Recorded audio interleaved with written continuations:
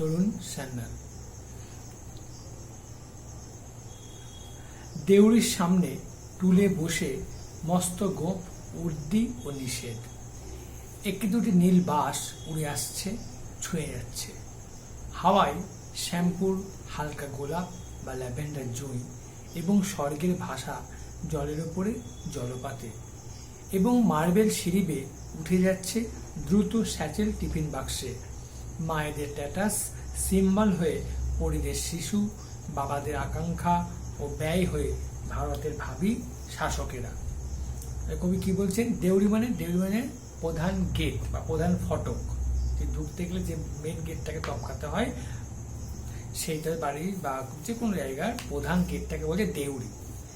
আর সেই দেউড়ির সামনে school, college, হাসপাতাল বা কোনো বড় প্রতিষ্ঠানের সামনে দেখবে গেটের পাশে একজন লোক বসে থাকে টুলে, বা তোমাদের স্কুলের পাশেই দেখবে বসে থাকে বা দাঁড়িয়ে থাকে। তাকে বলে গেটম্যান বা পাহারাদার। তাদের একটা আলাদা নির্ধারিত পোশাক থাকে, তাদের সে পোশাক পরে থাকে তারা। তাই বলছে দেউড়ির সামনে টুলে বসে আছে মস্ত গোপ। সাধারণত এরা বিহারি, হিন্দুস্তানি এই টাইপের এরা বেশি এই কাজটা নেয়।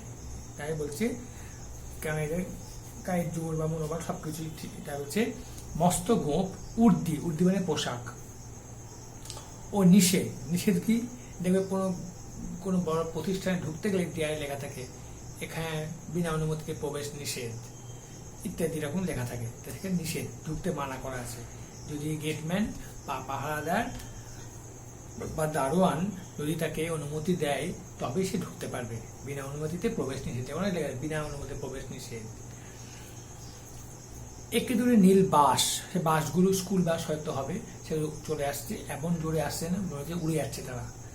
আর সেই বাস যাওয়ার সময় এত জোরে হাওয়াটা, সেই হাওয়াটা গায়ে ছুঁয়ে যাচ্ছে, মানে বাসটা গায়ে এসে পড়ছে, সেই বাতাসটা গায়ে ছুঁয়ে দিয়ে চলে যাচ্ছে। হাওয়ায় শ্যাম্পুর হালকা গোলাপ বা ল্যাভেন্ডার জুঁই। সেই হাওয়াতে হালকা শ্যাম্পুর গন্ধ ভেসে আসছে, মাথায় দিয়ে এসেছে স্কুলের ছেলে মেয়েরা। তাদের সে বিশেষ কেমন সেন্ট গন্ধগুলো? হালকা গোলাপের গন্ধ বা ল্যাভেন্ডার জুঁইয়ের গন্ধ। এবং স্বর্গের ভাষা জলের উপরে জলপাতে। এবং সেই স্কুলে ঢুকতে গেলে বড় বড় স্কুলে দেখবে, নামি দামি স্কুলে, সেখানে কৃত্রিম উপায়ে ফুল ফাটানো হয়, যেন জল তৈরি করে সেখানে পদ্মফুল ফুটে রেখেছে, যেন মনে হচ্ছে পদ্মফুল ফুটে আছে, কৃত্রিম উপায়ে জলপদ্ম। তাই বলছি যেন স্বর্গে একটা পরিবেশটা এত সুন্দর সাধারণ স্বর্গে এসে পৌঁছলাম হঠাৎ বাইরে থেকে ভেতরে ঢোকার পর। এবং মার্বেল সিঁড়ি বেয়ে উঠে যাচ্ছে দ্রুত স্যাটেল টিফিন বাক্স। এবং সেগুলো মার্বেল পাথরের তৈরি, সাদা ধপধপ করছে, সেখানে তারা সে বাস সিঁড়ি দিয়ে উপরে উঠে যাচ্ছে টিফিন বাক্সে। মায়েদের ট্যাটাস সিম্বল হয়ে পরিদের শিশু, বাবাদের আকাঙ্ক্ষা ও ব্যয় হয়ে ভারতের এই ভাবী ছাত্রকেরা। মায়েরা ট্যাটাস মেনটেন করতে ব্যস্ত। তারা যেমন মায়েরা স্কুলে দিতে যায়, গার্জেনরা তারা কোন মা কোন দামি বেশি অর্নামেন্ট গায়ে দিয়েছে, কি দামি শাড়ি পরেছে, কি কি টিফিনে কি খাবার বানিয়েছে, ছেলেমেয়েরা কি খাবারটা নিয়ে এসছে, এই নাকি কেমন তার বাড়িতে। এই মাদের এই নিয়ে আলোচনা সবসময়, একে অপরকে টপকানোর, একজনকে তাদের মনে ইচ্ছা। তারা আবার ট্যাটাস মেনটেন করতে যায়। তাদের ট্যাটাস মেনটেন পয়সা থাকে না, পয়সা খরচকে বাবারা। তাই বলছে। আর বাবাদের আকাঙ্ক্ষা ও বাবাদের আকাঙ্ক্ষা কি? ছেলে বা মেয়ে মানুষ হোক, একটা ইচ্ছে থাকে আমার ছেলে কেউ কারোর ইচ্ছে ডাক্তার হবে, কারোর উকিল হবে, কারোর ব্যবসায়ী হবে, আমার বড় আমার ব্যবসাটা হাল ধরবে, এই নানা রকম ইচ্ছা থাকে। তাই সেই ইচ্ছা পূরণ করার জন্য তারা টাকা পয়সা খরচ করতে কোনো কুণ্ঠাবোধ করে না, তারা ব্যয় করে যাচ্ছে ছেলে মেয়ের পেছনে। এবং এরাই ভবিষ্যতে একদিন ভারতের ভাবী শাসক। এরাই একদিন শাসন করবে বলতে দেশ নিয়ন্ত্রণ করবে আমাদের সমাজ চালনা। কেউ ডাক্তার, কেউ উকিল, কেউ ইঞ্জিনিয়ার, কেউ প্রফেসর, কেউ শিক্ষক, কেউ কেরানি, যে যেমন।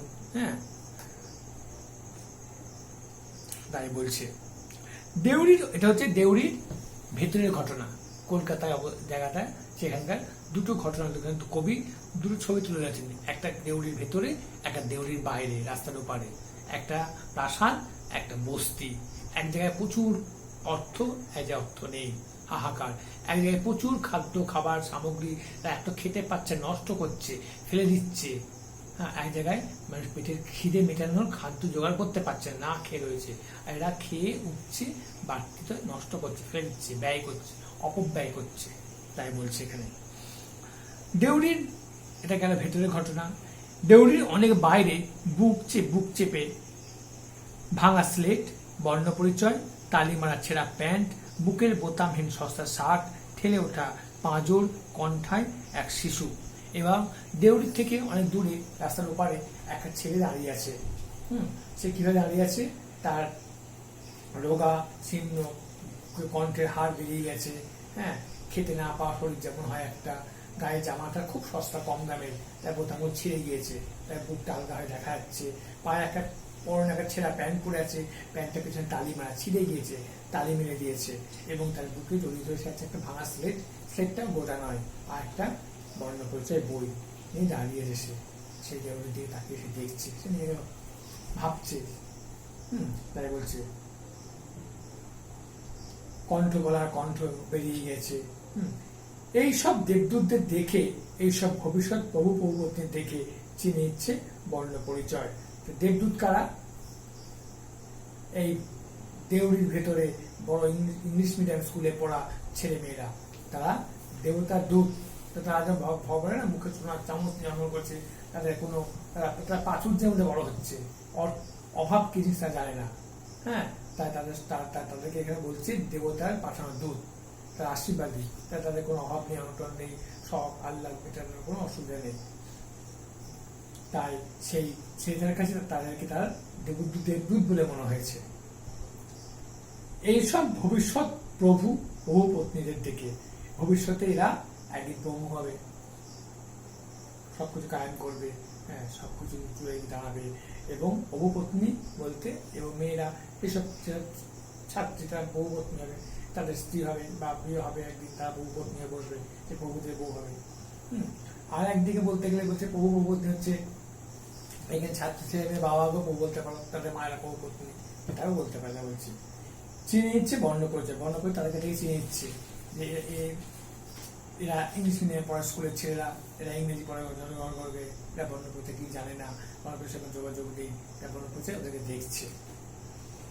প্রাসাদ ও বস্তি নিয়ে, প্রাচুর্য ক্ষুধা নিয়ে দেউড়ির ভিতরে বাইরে বয়ে যাচ্ছে একটাই কলকাতা। কলকাতায় একটা, যেখানে তার দুখান ছবি কবি এখানে তুলে ধরেছে, একটা বস্তিতে, একটা প্রাসাদে, একটা দেউড়ির ভেতরে, একটা দেউড়ির বাইরে। দেউড়ির ভেতরে প্রাসাদে প্রচুর প্রাচুর্য, আর দেউড়ির বাইরে বস্তিতে ক্ষুধা, হাহাকার, কষ্ট, লাঞ্ছনা, গঞ্জনা, নেই হাহাকার শুধু এখানে। দেউড়ির ভিতরে বাইরে বয়ে যাচ্ছে একটাই কলকাতা। খোকা, তোর আরো ঢের মন দিয়ে বর্ণ পরিচয় শেখা চায়। খোকা, তোর ভাঙা স্লেটে আঁকা বাঁকা অক্ষরের ঢঙে মহাদেশ মহাসাগরের নকশা, মহাবিশ্ব, সৌরলোক, ফসলের যন্ত্রে, পাখি, নদীর কাকুলি নিয়ে গোটা মানুষের ছবি ফুটে ওঠা চায়। তাই খোকা বলতে সেই দেউড়ির বাইরে দাঁড়ানো গরিব ছেলেটাকে তার বাবা বলছে যে খোকা, তোকে তো লক্ষ্যে পৌঁছাতে হবে, তাই লক্ষ্যে পৌঁছতে হলে তোকে ভালো করে মন দিয়ে বর্ণ পরিচয় পড়তে হবে, তাতে তোকে এই ভাঙা স্লেটেই তোকে লেখাপড়া করতে হবে। বলছে ভাঙা স্লেটে আঁকা বাঁকা অক্ষর কেন বলছে, তা সে একটু ভেঙে গেছে, উঁচু নিচু হয়ে গেছে, লিখতে গেলে লেগে যাচ্ছে, স্লেট লেখা যাচ্ছে না, তবু তোকে লিখতে হবে, লেখা বন্ধ করলে হবে না, হাল ছাড়লে হবে না, তোকে লেগে থাকতে হবে, তোকে তোর কষ্ট দিয়ে, শ্রম দিয়ে, তোকে তোর ইচ্ছা দিয়ে, আকাঙ্ক্ষা দিয়ে, ভালোবাসা দিয়ে তোকে তোর এই লেখাপড়াটাকে এগিয়ে নিয়ে যেতে হবে।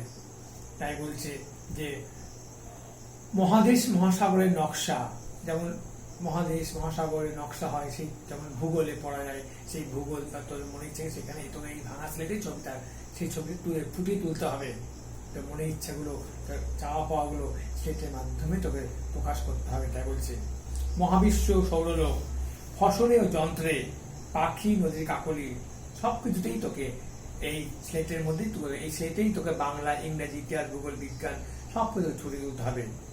তোর খাতা কেনার ক্ষমতা নেই, পয়সা নেই, তোকে স্লেটেই লিখতে হবে, মুছতে হবে, আবার করতে হবে, এইভাবে সবকিছু করতে হবে।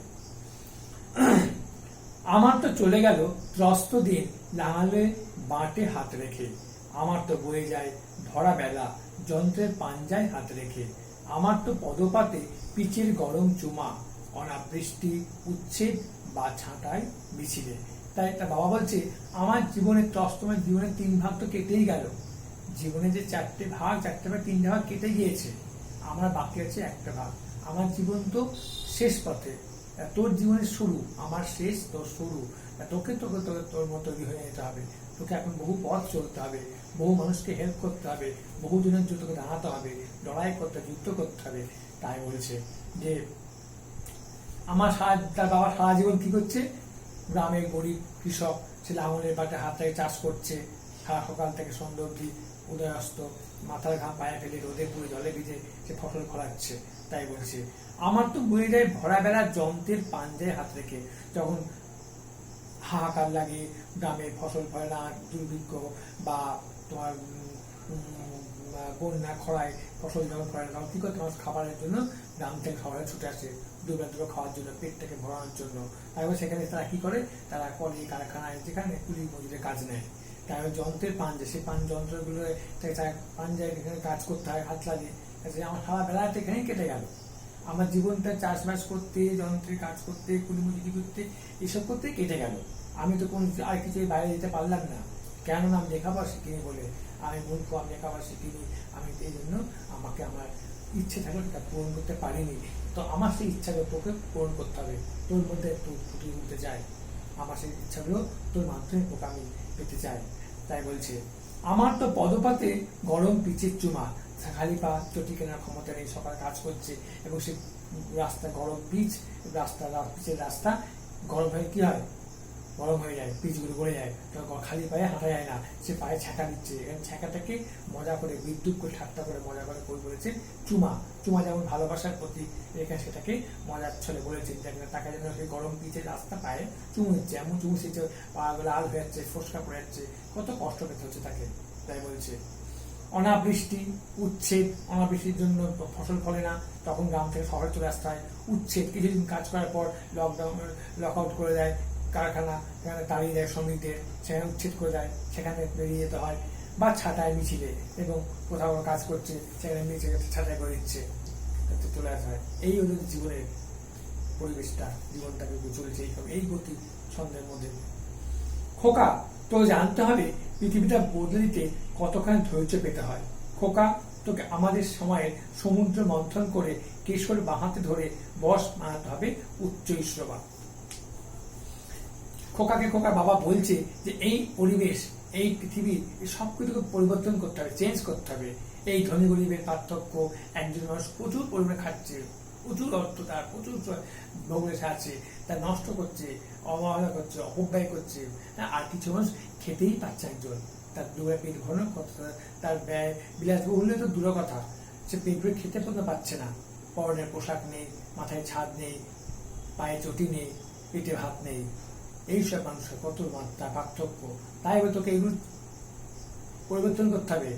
সবাইকে সমাধিকার হয়, সবাই জীবনে পেট ভরে খেতে পায়, সবাই তাদের মাথার মধ্যে আশ্রয়টুকু পায়। তোকে এগুলো চিন্তাধারা করতে হবে।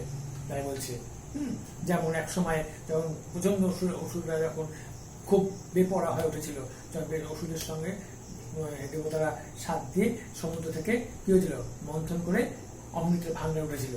অমৃতের ভাঙড়ে ওঠাকে বিষ গরল উঠেছিল, সেই গরলটা যেখানে ধ্বংস হয়ে গেছে, সেই বিষটা শিব নীলকণ্ঠ বলে ধারণ করে নীল হয়ে গেছিল, তাই শিবের এক নাম নীলকণ্ঠ।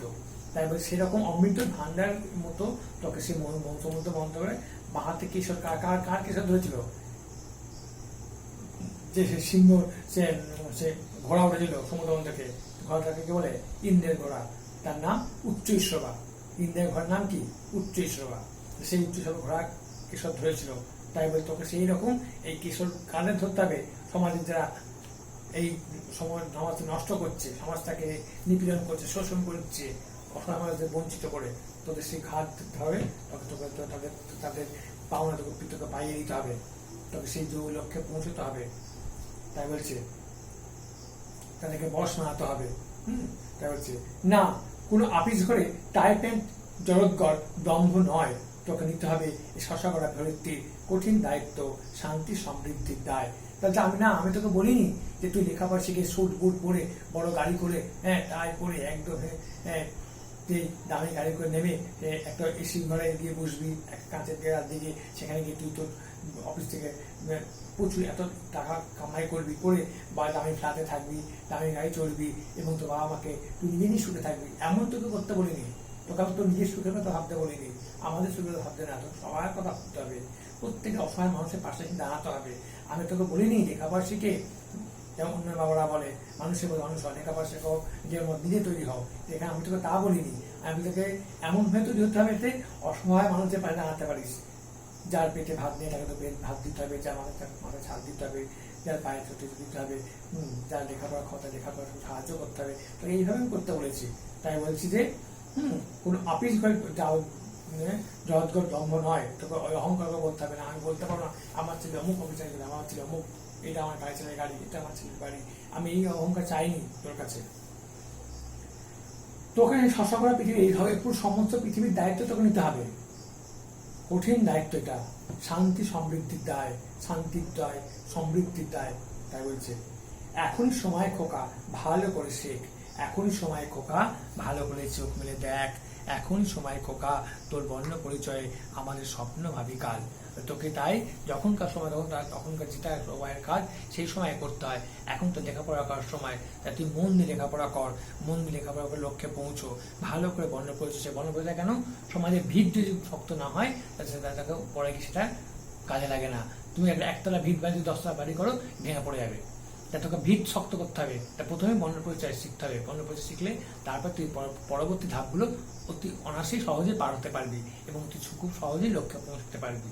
তাই বলছে যে ভালো করে এখন শিখে নে, দেখে নে, এবং তোর শেখার ওপরেই আমাদের স্বপ্ন নির্ভর করছে, স্বপ্ন সত্যি হবে কি না, আগামী দিনে তুই তোর লক্ষ্যে পৌঁছতে পারবি কিনা।